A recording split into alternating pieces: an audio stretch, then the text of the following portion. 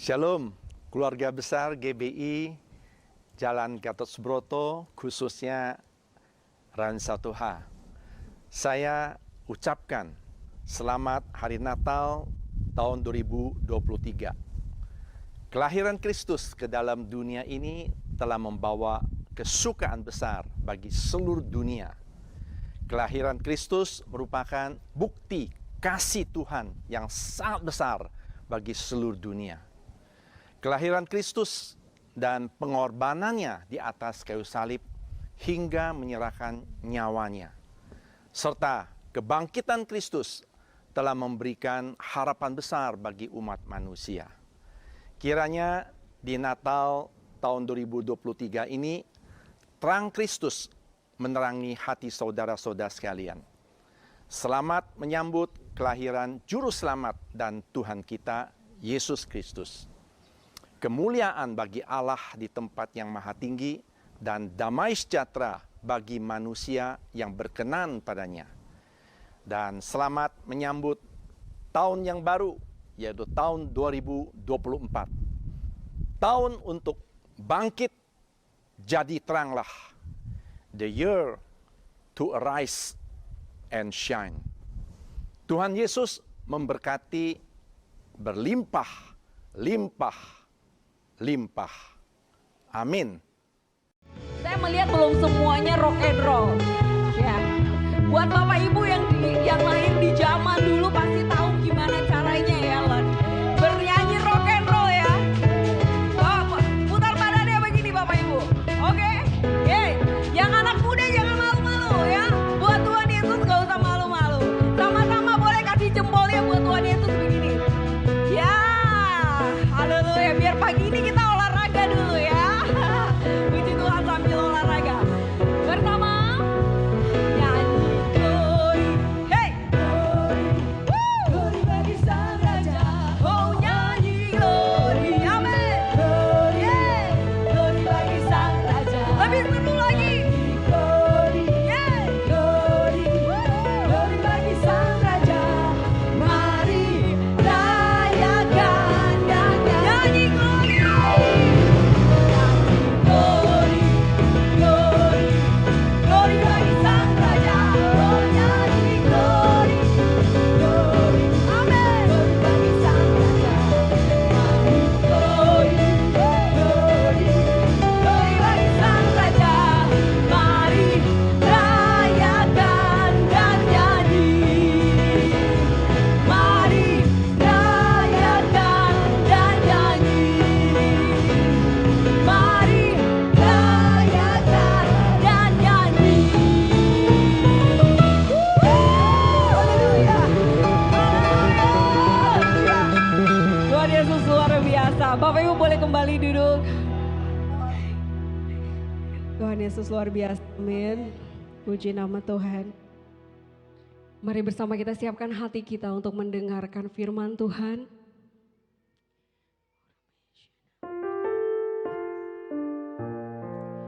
Engkau baik Tuhan Yesus, Engkau luar biasa baik untuk setiap kami Tuhan. Kudus-kuduslah namamu Tuhan, terpujilah Engkau Allah di atas segala Allah, Raja di atas segala Raja. Biar setiap yang bernafas memuji Engkau ya Tuhan Yesus.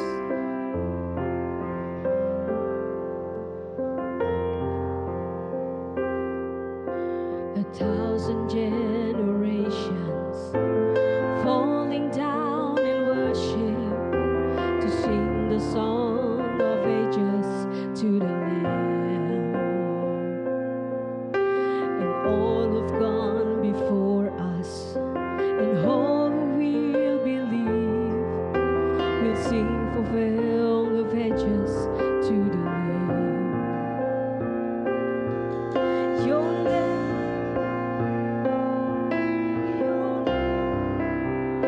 great, your name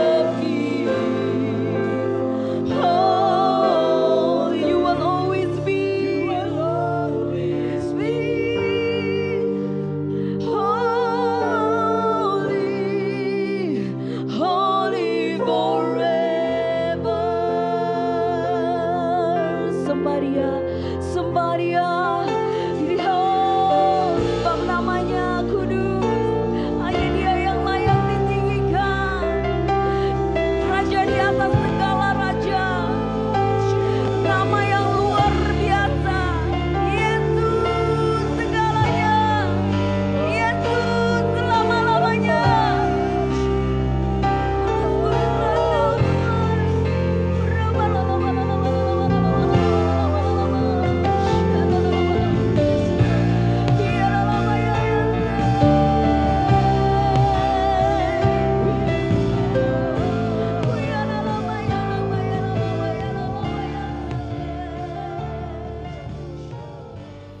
Shalom semuanya. Hari ini kita merayakan Natal bersama-sama. Tema Natal untuk tahun 2023 adalah kemuliaan bagi Allah dan damai sejahtera di bumi. Pada waktu Tuhan Yesus lahir ke dalam dunia ini, ada dua kelompok orang yang datang kepada Tuhan Yesus untuk menyembah Dia. Kelompok pertama yaitu para gembala yang mewakili orang-orang sederhana, baik secara ekonomi maupun kepandaian. Mereka juga adalah orang-orang Yahudi.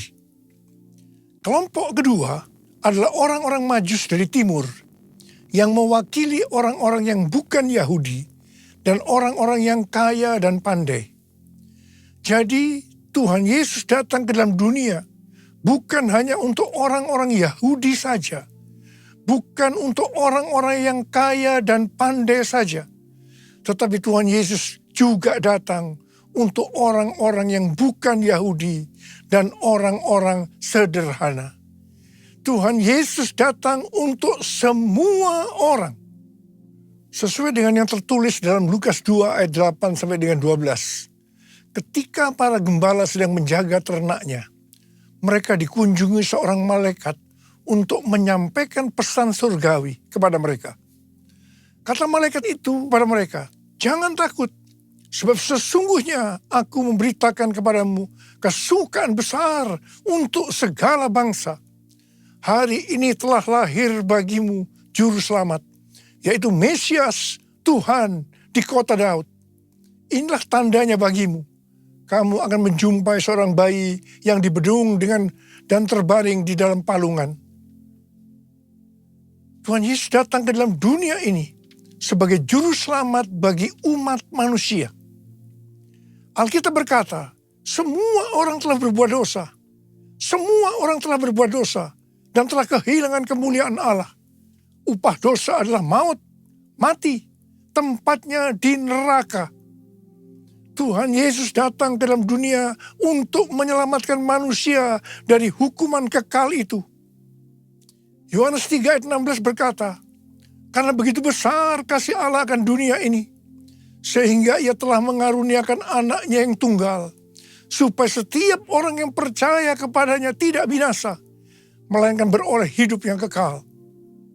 Saya mengajak kita semua agar percaya dan mengenal Tuhan Yesus, supaya kita mendapatkan hidup kekal selama-lamanya.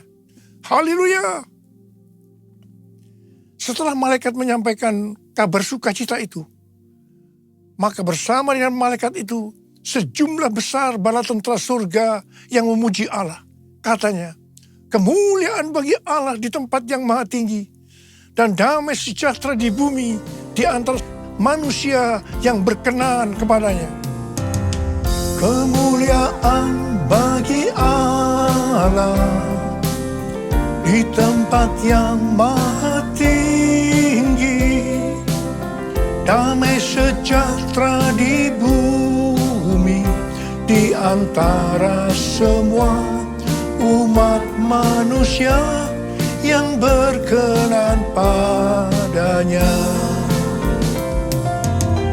Kemuliaan bagi Allah di tempat yang maha tinggi, damai sejahtera di bumi di antara semua umat manusia yang berkenan padanya. Di antara semua umat manusia yang berkenan padanya.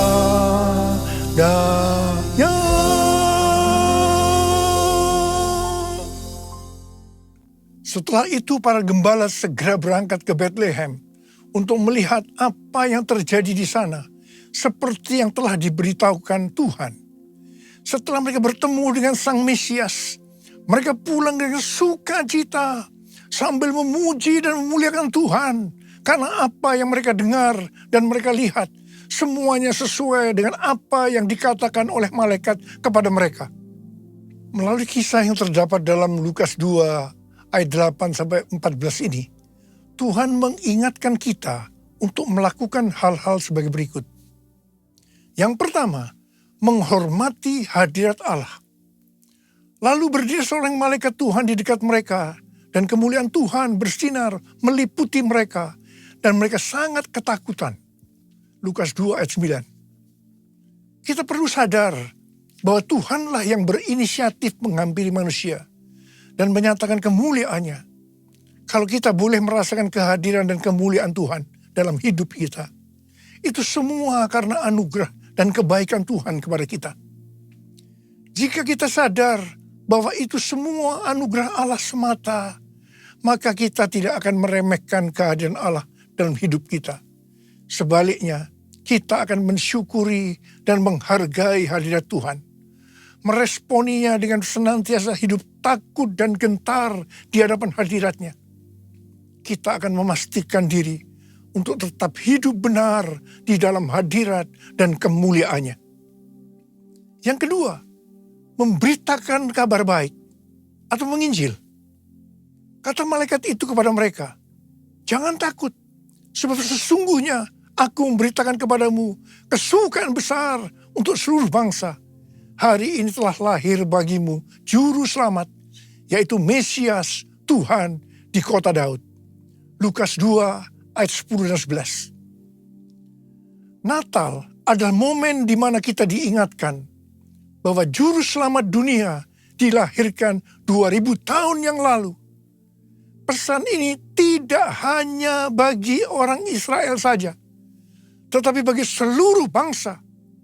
Injil ini diterima para gembala, kemudian diteruskan kepada orang lain dari zaman ke zaman, hingga akhirnya pesan itu terterima dan kita pun diselamatkan melalui Injil.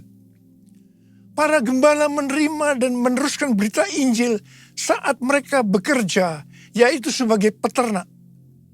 Kita pun memiliki tanggung jawab yang sama untuk meneruskan Injil atau kabar baik ini kepada seluruh bangsa di dunia kerja kita masing-masing.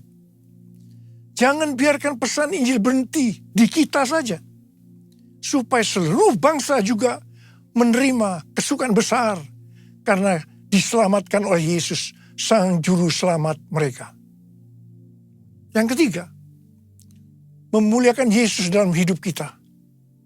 Kemuliaan bagi Allah di tempat yang maha tinggi. Lukas 2 ayat 14 bagian A. Yesus yang lahir dibungkus dengan lampin dan terbaring di dalam palungan adalah Allah sendiri. Ia adalah Allah yang kekal dan maha kuasa. Namun ia mengambil rupa sebagai hamba. Dilahirkan sama dengan manusia. Justru hal inilah yang membuat ia layak menerima segala kemuliaan di tempat yang tertinggi. Malaikat Allah tahu akan hal ini, sehingga mereka memuliakan Yesus di tempat yang maha tinggi. Kita pun harus memuliakan Tuhan di tempat yang paling tinggi dalam hidup kita. Kemuliaan nama Yesus harus menjadi pertimbangan dalam setiap pengambilan keputusan di dalam hidup kita. Pastikan pilihan-pilihan hidup yang kita ambil adalah yang membawa kemuliaan bagi nama Yesus. Dan yang keempat, membawa damai bagi dunia. Dan damai sejahtera di bumi. Lukas 2 ayat 14b. Di tengah dunia yang penuh peperangan, kelaparan, bencana alam, kriminalitas, dan kondisi manusia yang semakin jahat, masih ada pengharapan akan damai sejahtera di bumi. Di zaman akhir ini, shalom atau damai sejahtera yang benar-benar dibutuhkan oleh dunia. Namun dunia sulit melihat dan merasakan damai sejahtera itu di tengah kekacauan dan kejahatan hari-hari ini. Kelahiran Tuhan Yesus sebagai Raja Damai memberikan pengharapan bahwa masih ada damai sejahtera di bumi ini. Adanya kejadian perang di beberapa tempat dan kondisi politik hari-hari ini membuat pengharapan akan damai sejahtera di bumi makin relevan dan dibutuhkan. Oleh sebab itu, sebagai anak-anak Allah, kita pun harus membawa damai dimanapun kita berada. supaya dunia dapat melihat pengharapan itu. Orang dunia akan datang kepada Tuhan melalui kehidupan kita dan menerima Sang Raja Damai menjadi Tuhan dan Juru Selamat, sehingga mereka pun akan mengalami damai sejahtera di bumi. Yang kelima, menjadi orang yang berkenan kepadanya. Dan damai sejahtera di bumi di antara manusia yang berkenan kepadanya. Lukas 2 ayat 14b. Damai sejahtera di bumi ternyata tidak dapat dirasakan oleh semua orang. Hanya orang yang berkenanlah yang akan mengalami damai sejahtera di bumi. Oleh karena itu setiap kita harus lahir baru, yaitu menerima Yesus sebagai Juru Selamat kita. Dan setelah itu berkomitmen untuk hidup kudus di hadapan Allah. Hanya orang yang rela memikul salib dan menyangkal diri yang akan berkenan kepada Allah. Dan akhirnya merasakan damai sejahtera di bumi. Oh Yesusku, Engkaulah Raja Damai. Kau turun ke dunia, selamatkan manusia. Oh Yesusku, Kau Tuhan penuh kasih. Kau berikan hidupmu untuk tebus dosaku. Kaulah Allah yang kupuji. Kaulah Allah yang kusembah. Kemuliaan bagimu di tempat maha tinggi. Kemuliaan bagimu di tempat maha tinggi. Di tempat maha tinggi. Di tempat maha tinggi.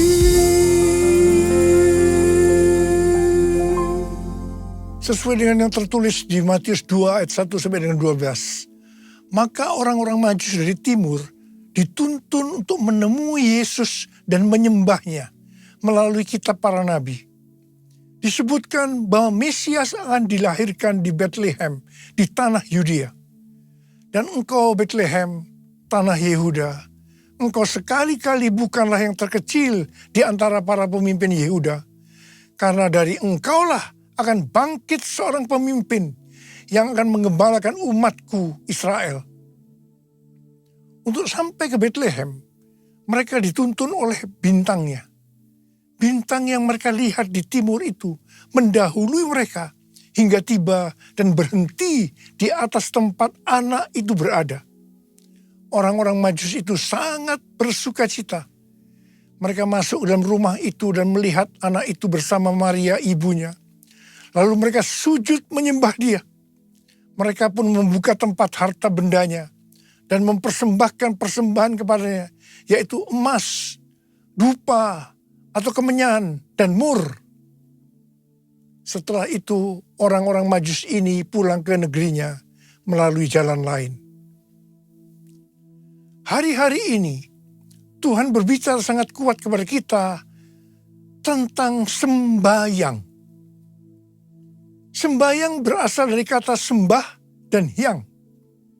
Hyang berasal dari kata Sanskerta, bahasa Bali dan Jawa kuno yang berarti yang maha suci, yang maha kuasa. Untuk kita sebagai orang percaya, Dia itu adalah Allah yang kita kenal dengan nama Tuhan Yesus Kristus. Kata sembah ada dua macam arti. Dalam arti sempit adalah masuk dan merasakan hadiratnya dalam doa, pujian, dan penyembahan. Dalam arti luas adalah taat kepada perintahnya. Tema Natal 2023, kemuliaan bagi Allah dan damai sejahtera di bumi. Ini adalah pujian bala tentara surga meresponi pemberitaan malaikat tentang kelahiran Juru Selamat Kristus Tuhan. Dengan kata lain, bala tentara surga ini melakukan sembahyang.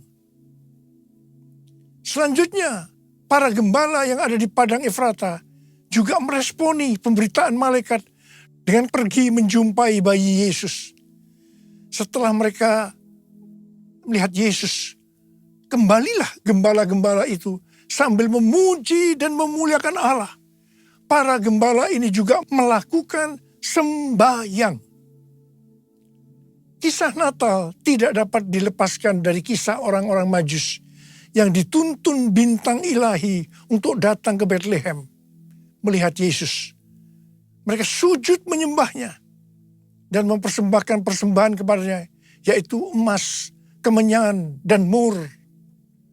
Apa yang dilakukan orang-orang Majus ini adalah sembahyang. Kita melihat bahwa kisah kelahiran Yesus adalah juga kisah orang-orang yang meresponi kedatangannya ke dunia dengan sembahyang. Demikian juga kita semua. Tuhan ingatkan untuk banyak sembahyang dalam perayaan Natal tahun ini. Setelah melakukan sembahyang, orang-orang Majus diperingatkan dalam mimpi supaya jangan kembali kepada Herodes, melainkan mengambil jalan lain untuk pulang ke negerinya. Jalan lain ini berbicara tentang hasil dari tuntunan Tuhan bagi orang-orang yang sembahyang. Dalam perayaan Natal 2023 ini, saya mengajak kita semua untuk banyak sembahyang. Tahun 2024 akan banyak diselimuti dengan ketidakpastian. Sesuatu yang belum pernah kita alami sebelumnya sebagai akibat dari goncangan demi goncangan yang melanda bumi. Lewat sembahyang ini, Tuhan akan menuntun kita saat melalui jalan-jalan lain atau jalan yang belum pernah kita tempuh sebelumnya. Ku nyanyi Hosana bagi Rajaku yang duduk di tahta. Aku muliakan dan ku agungkan, Kau layak disembah. Ku nyanyi Hosana bagi Rajaku yang duduk di tahta. Aku muliakan dan ku agungkan, Kau layak disembah. Kau layak disembah. Kau layak disembah.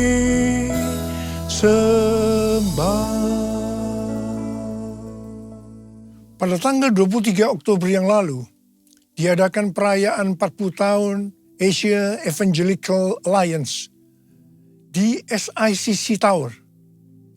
Pada kesempatan itu, saya berbicara tentang Pentakosta ketiga.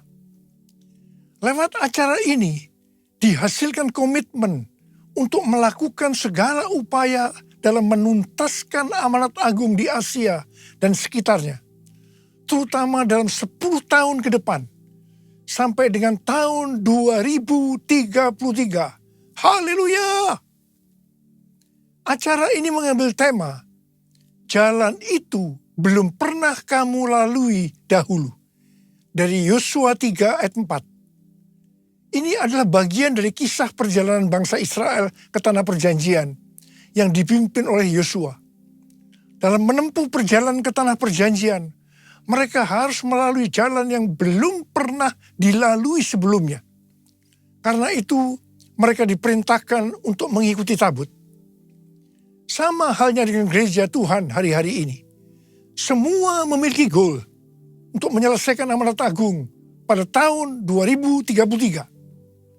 Untuk sampai ke sana, harus lewat jalan-jalan baru yang mungkin belum pernah dilalui sebelumnya. Itulah Pentakosta yang ketiga. Bangsa Israel harus mengikuti tabut dengan jarak 2000 hasta atau kira-kira 914 meter. supaya mereka dapat mengetahui jalan yang harus ditempuh. Mereka tidak boleh mengikuti tabut dengan jarak lebih dari 2000 hasta karena akan kehilangan arah dan tidak tahu jalan yang harus ditempuh.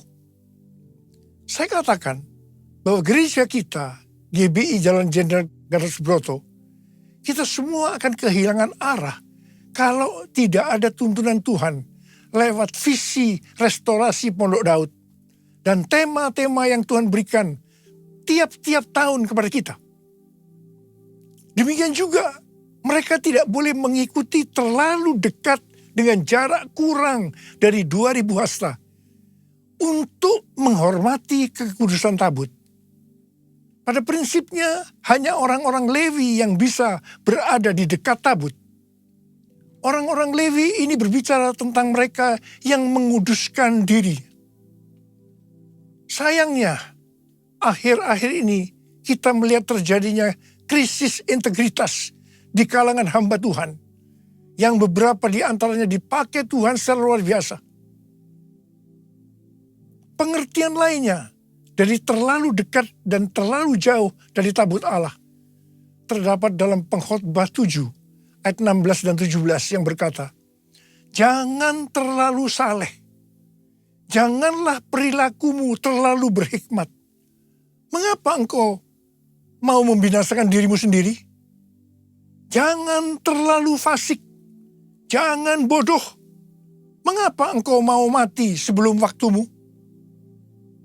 Kita harus benar-benar memperhatikan agar tidak terlalu dekat dan tidak terlalu jauh dari tabut Allah, karena akibatnya fatal. Terlalu dekat di sini adalah terlalu saleh, perilaku yang terlalu berhikmat. Dan ini harus dihubungkan dengan Amsal 3 ayat 7 yang berkata, "Janganlah engkau menganggap dirimu bijak. Takutlah akan Tuhan dan jauhilah kejahatan." Sedangkan terlalu jauh bisa berarti terlalu fasik dan bersikap bodoh. Bagaimana kita bisa mengerti kalau kita terlalu dekat atau terlalu jauh dari tabut Allah? Seperti pesan Yosua kepada bangsa Israel pada waktu mereka akan berangkat masuk ke tanah perjanjian dengan mengikuti tabut. Yosua 3 ayat 5 berkata, "Kuduskanlah dirimu, sebab besok Tuhan akan melakukan perbuatan ajaib di antara kamu." Kita akan tahu kalau kita terlalu dekat atau terlalu jauh dari tabut Allah, kalau kita menguduskan diri kita. Saya mau berpesan kepada kita semua, kuduskan dirimu, hormati kekudusan Tuhan.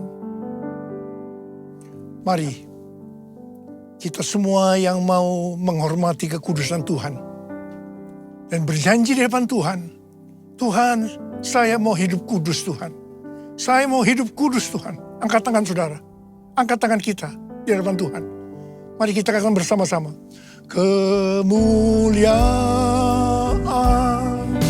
Bapa Allah Maha Kuasa, beri pujian dan hormat selamanya. Kemuliaan Bapa Allah Maha Kuasa, beri pujian dan hormat selamanya." Mari, angkat tangan kita di depan Tuhan, mulai berbahasa roh. Berbahasa roh, kita berbahasa roh.